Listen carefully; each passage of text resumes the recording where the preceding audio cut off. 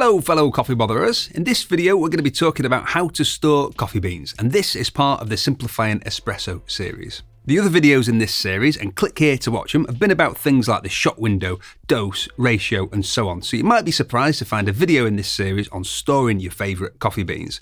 But there's a very good reason that this video is important when it comes to simplifying espresso making, as will become clear shortly. So the first thing to say about storing coffee beans is that you don't talk about storing coffee beans. Oh wait, that's Fight Club. Shit, just spoken about Fight Club. You do not talk about Fight Club.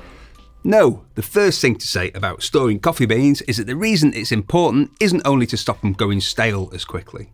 I don't think anyone needs me to tell them that coffee beans will start to go stale once they're roasted, and that we can slow down the staling process by being careful when it comes to storing them. But what many people probably don't realise is that they may be having other issues, dialing in issues for example, which may be relating to the way they're storing their coffee beans, and it makes it even more important.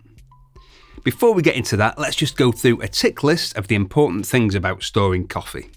Number 1, store whole beans. The staling process happens much faster once beans are ground, as so much more of the surface area of the beans are now exposed to the air, so oxidation happens faster. So if you currently buy pre-ground, I'd highly recommend buying a grinder. Number 2, keep them airtight. The main cause of aging is oxidation. In coffee beans I mean. In humans, the trick is to stay immature. I'm 97. Number 3, push out the air. Keeping beans in an airtight jar, for example, is better than nothing, but the less oxygen stored with your beans, the better. So if you have a container that the air can be pushed out of, great. Number 4, sorry Gizmo, no bright lights. Like Gizmo the Mogwai, coffee beans don't like bright lights, and being stored away from bright lights, natural or artificial, can help to slow down the aging process. Number 5, avoid moisture. Again, like Mogwai, coffee beans don't like water, not until you're brewing them at least, so we need to be careful not to store beans anywhere where they'll get damp for some reason, or where humidity is likely to frequently change.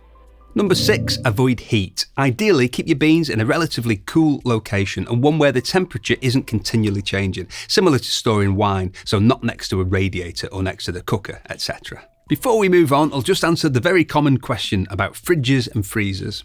Fridge, no. Moisture, bright lights.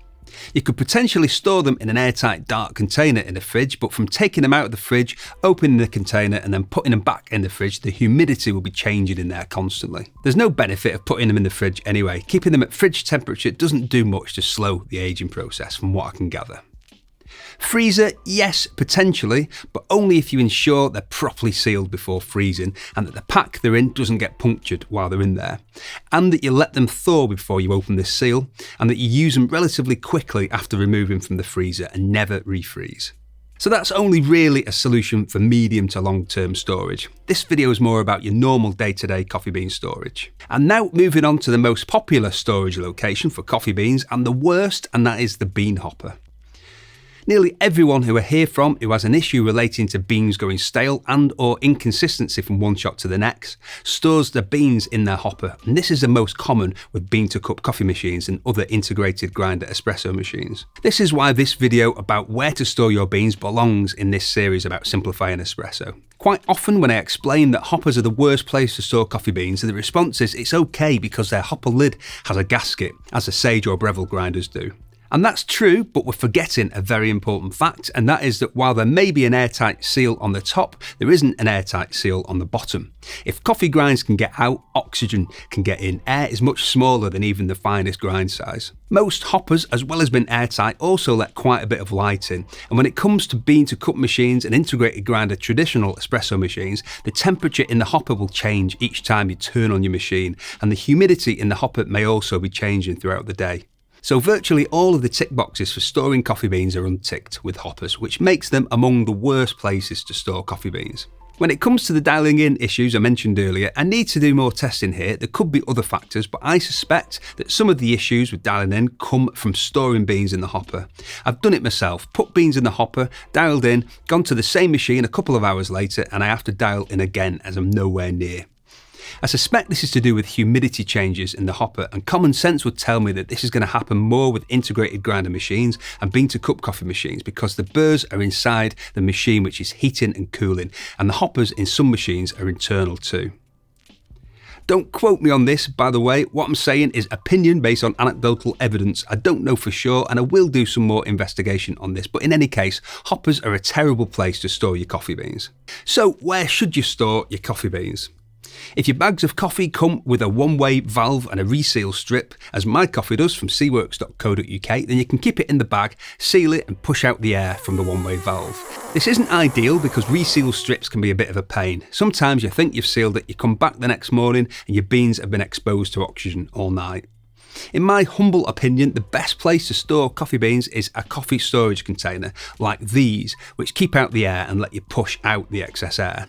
The two main brands I've used so far are Airscape and coffeevac. There are lots of other storage containers similar to coffeevac with a one-way valve on the lid, and that's better than a hopper, but what I really like about Airscape is that they have a separate flushing seal so you can push that all the way down to meet the beans. Coffeevac are a lot cheaper, but they're not as good in terms of how much air you can push out as a valve is on the lid. Also, I'd assume that the steel Airscape will keep the beans better protected from light and heat than the plastic coffeevacs. So I'd store beans ideally in an airtight container and just put roughly what you're about to use into the hopper. You don't have to go the whole single dosing hog, you can just put beans in you're going to use that morning, for example. That's still a better solution than storing your beans in the hopper from opening the bag. Just one more tip about storing coffee beans. Don't open the bag until you're going to use the beans for the first time. If you get beans which are in a bag with a degassing valve, like this from someone like, I don't know, seaworks.co.uk, where the beans are usually roasted anywhere from the day of dispatch to a few days before, they'll have been degassing during shipping. So a lot of the oxygen that was in the bag when sealed has been flushed out. When you break the seal, you let oxygen back in. So wait until you're about to use the bag before you open it. There was a Starbucks cup in every scene of Fight Club, which has nothing to do with clicking the like button, but click the like button if you've ever seen a Starbucks cup. That's a good thing. Thank you very much for watching, and if you love coffee and enjoyed this video, we've got tons of content about how to make better coffee at home to take you from beginner to home barista. We've got reviews and how-tos on the most popular machines. If you like the idea of that, click on my face to subscribe. Tatty Bye!